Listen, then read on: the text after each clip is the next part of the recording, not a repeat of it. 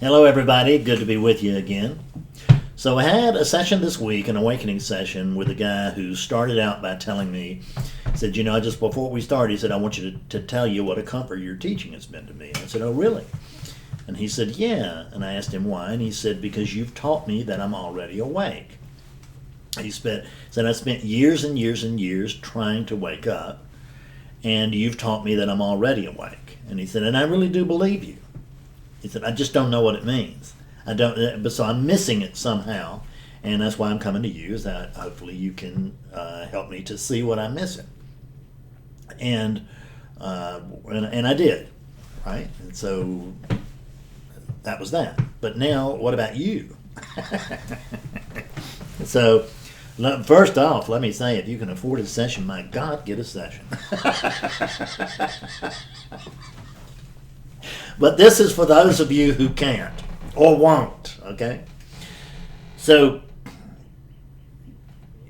it's true that you are already awake, but you don't understand what it is when I say you're already awake. You don't understand who I'm talking to.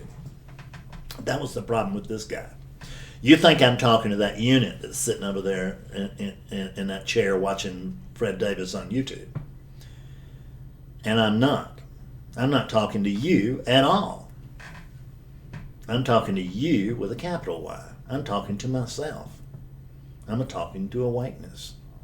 This is awakeness talking to awakeness. What is awakeness? Awakeness wants to know. So it's the capacity by which you know that you are here. That sense, it's the capacity by which all of this can happen. Let's go with just the consciousness for a moment. In the absence of consciousness, which is this thing that, you know what not consciousness is. If you get knocked on the head with a baseball bat, bam, you're considered to be unconscious. And what does that mean? Well, it's kind of like deep dreamless sleep, isn't it? There's no sense of being. There's no sense. And if there's no sense of being, can there be a sense of world? Can there be a sense of Fred? Can there be a sense of bird or tree or book? No. In the absence of consciousness, what do you got? Nothing. I'm not saying there's anything wrong with nothing. I'm just saying it's just nothing. Nothing is actually, very high up there in my book. My name's Fred Davis, and I have nothing to offer you. But that nothing is pretty rich. So there is this consciousness, which is, we're talking about this ordinary, everyday consciousness. Everyone thinks we're talking about some exotic consciousness. We go to our teacher and we project lots of stuff on this person, and we believe that they have got an exotic form of consciousness. I don't care who it is. I'm going to tell you, they don't. They can't. Because there's only one consciousness. It's present here, and it's present in the unit that's watching this. It's present in my dogs. It's present in the birds. It is also what trees and bushes and rocks are made out of, but I don't understand. We can't see it on that level. We can't understand it. It's all way too slow for us to really get our mitts on. But consciousness is, you could think of it as light. Not light like, cut on the consciousness, right? Cut on the consciousness. Or cut on the consciousness like that. Cut it on and off. I don't mean that light like that. I just mean that light itself is invisible until it hits something like sunlight. It's invisible.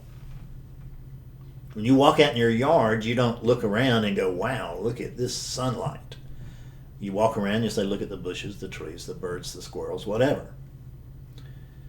But how is it that you can see those birds and squirrels and trees and bushes?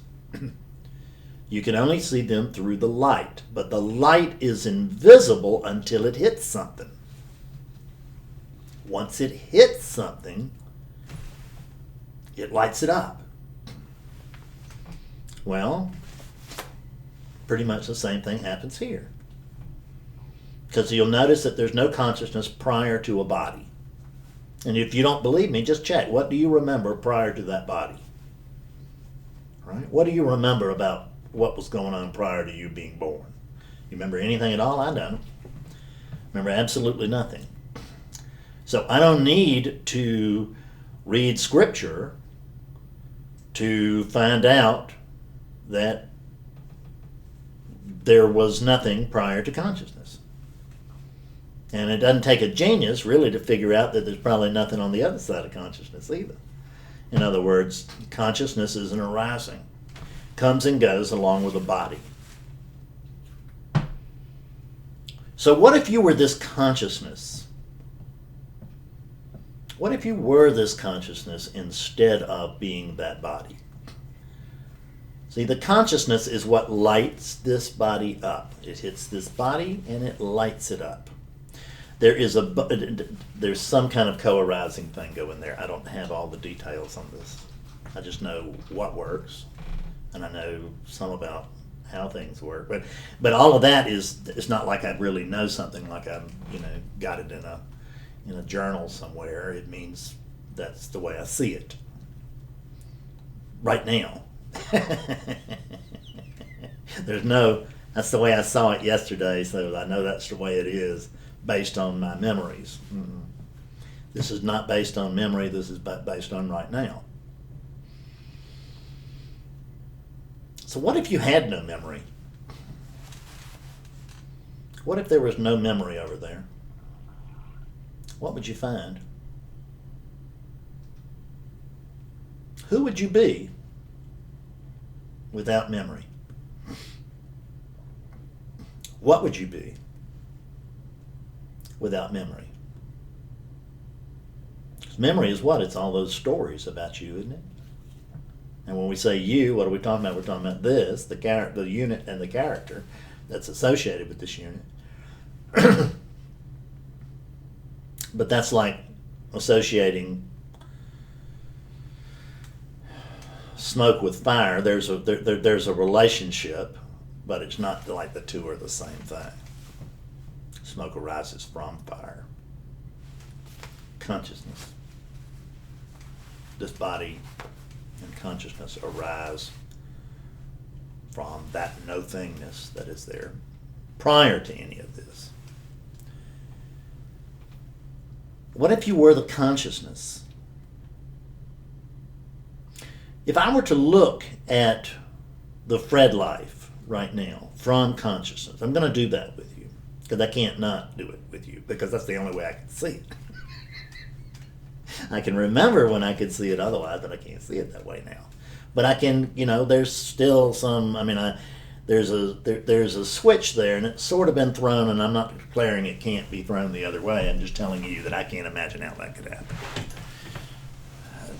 Not saying it can't happen, but I just don't see how you could reverse this now. But the potential is still there. I just want to make that clear. I don't need to understand how it could happen in order for it to happen. I just know that the potential is always there. As long as there's a body, there's a potential for this thing unraveling. Now look at the Fred life as consciousness and not as the Fredness, not as the conditioning here.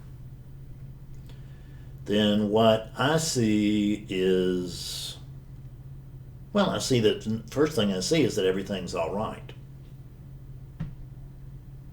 Because as consciousness, I don't have a center. See, when I'm pretending to be Fred, I've got a center.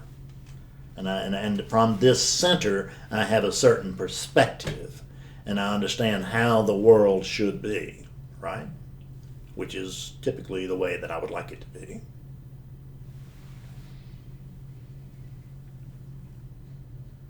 But that's from that little itty bitty spark, slice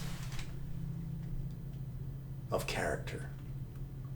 That's from that perspective I get when I'm looking through one of these bodies and I forget what it is that I am.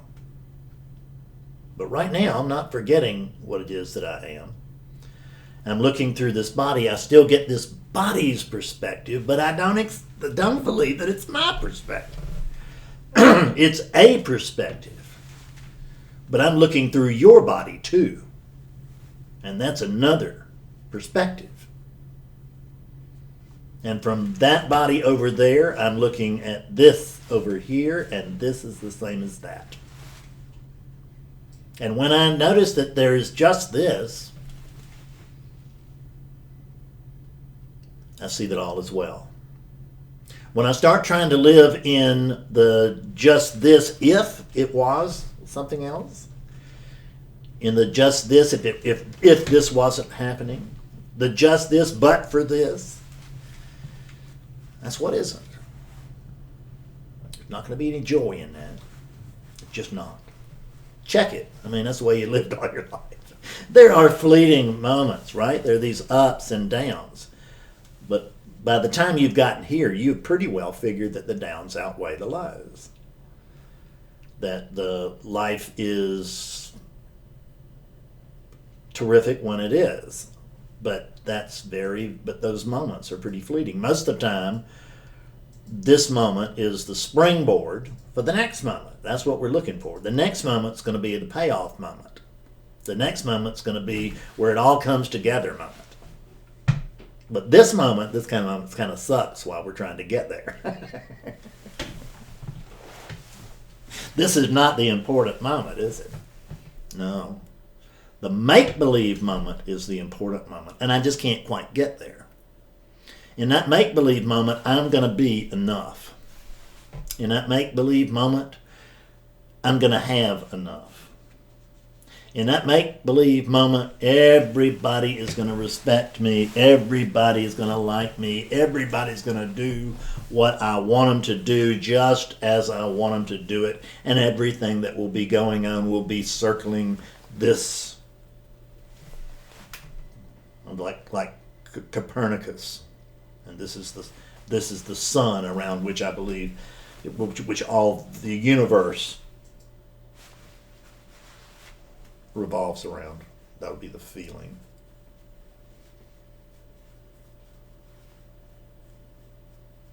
I guess in that day it was they thought the universe revolved around the earth or whatever. But you get my point.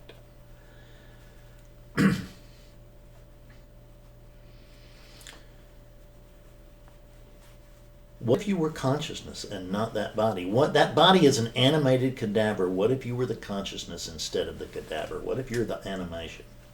What if you're what lights it up? If you're what lights that body up, can you find a problem? Check. Don't just sit there and listen to me. Check. Can you find a problem? Can you find anything that's broken or unfinished or missing if you are consciousness right now?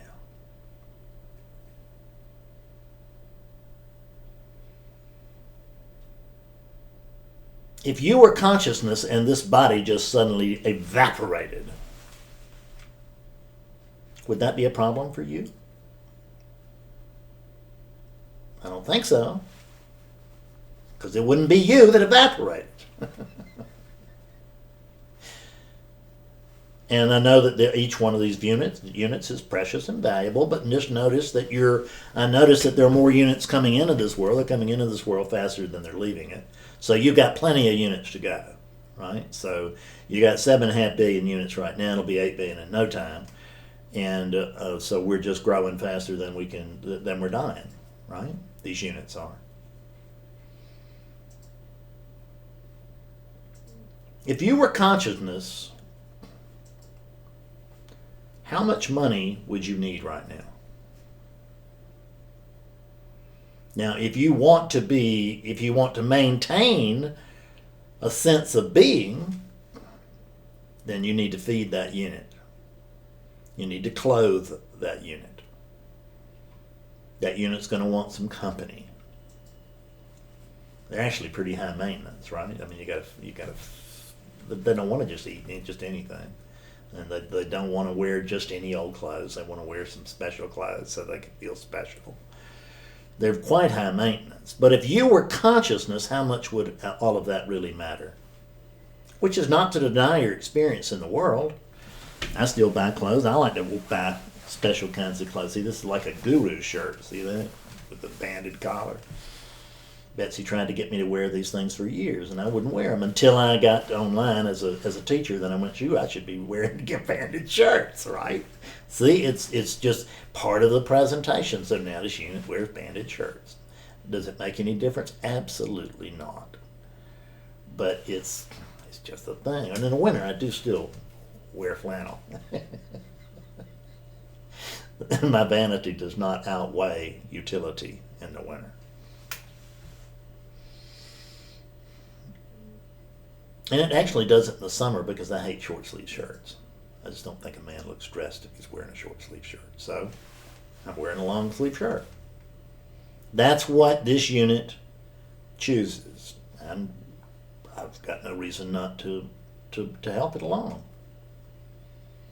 But if it's forced to wear short sleeves, I think I'll survive as consciousness.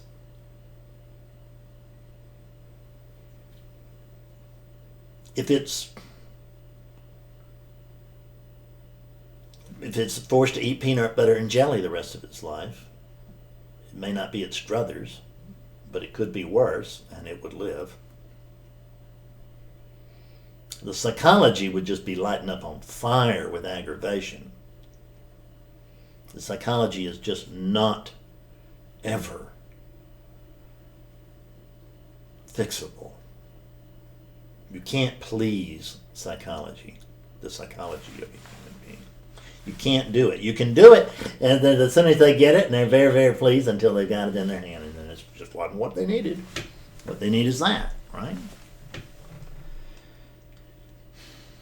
I thought this would do it, but now see it won't do it. Now I can see why it won't do it, because that will do it, and I don't have that. So I will be okay once I get that. What if you were consciousness instead? What if you were consciousness, how would you say that life is going over there? If I look at the Fred life as consciousness, I can tell you it looks to me like it's doing splendidly, right? I cannot find a problem in its life. I notice it's getting older. That's not a problem. I can notice that the length of its life to go is not nearly so long as the length of life that's been lived. Not a problem.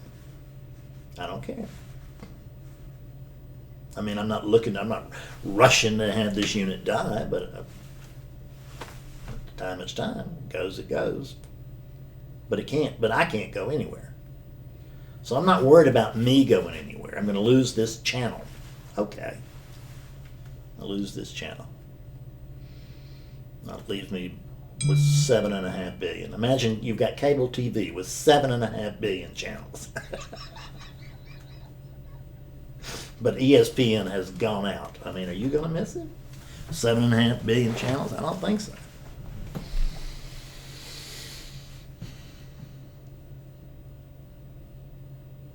It's only when we believe that we're these bodies, that's where the problem comes in. That's where the trouble starts, is when we believe that we're these bodies. Or we believe that we are these thoughts, even more subtle. Most of us believe that we are these bodies and these thoughts.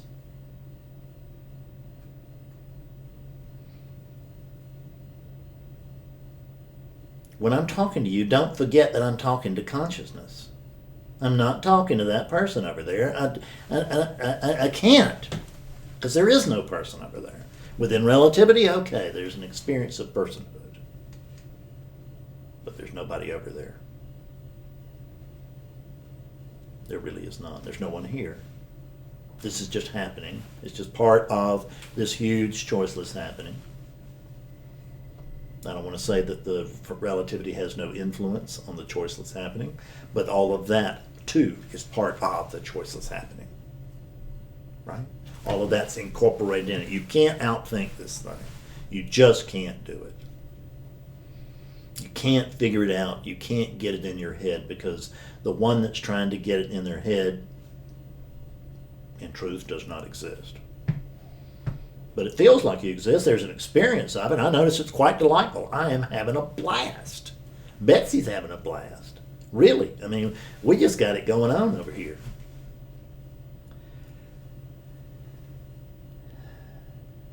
Because we know who we are. And we realize that we're working through these bodies and we're having a big lark. And that we've been very fortunate. These bodies have found each other and bam. Right? What was it Christ said? Whenever two or more of you come together in my name. Well, it's much like that. Awakeness has met awakeness in a very full frontal way. What Nisargadatta used to say is that you're all front and no back. I get that. Well, I don't have any big tricks for you today, any big wow. I just would like you to try that out for a while. What if you were going around the rest of the day, just trying whenever you could, to just pretend that you're consciousness? And if you were consciousness, how would things look? Well, I think things would look just like this, but there wouldn't be any story attached to them. How would that be? Be so simple, wouldn't it? There'd be no what isn't in play at all. There never is any what isn't in play. That's all imagination. I'm not suggesting that you do this as a practice so that later you will come to see. I'm suggesting that you do this as an exercise right now. If it feels like doing it tomorrow, do it tomorrow. And if it feels like doing it 5 times a day, do it 5 times a day. If you can do it all day, every day, do it all day, every day. Just until, because what happens is, I can tell you that in awakening sessions, that way that I used to do them, that there's a process that I take people through, and almost everybody that did it would go, oh no, I wouldn't know how to do that, I don't know how to do that, or something like that. A lot of people would. And I'd say, well, that's okay, just pretend that you can do that. And they would say, oh, okay. And when they would pretend to look through the Fred unit or their unit, then they would get the shift. You can, if you're interested in that, you can go watch the video, Standing as Awareness. It's the first video that it's the first that I cut from after the Book of Undoing. Pretty good. It still works. It still works here. It did it just the other day. It'll shift me deeper every single time. It will you too. Because we're the same thing. We're consciousness. There's really no we, there's just I. But it feels like a we. There's an experience of a we.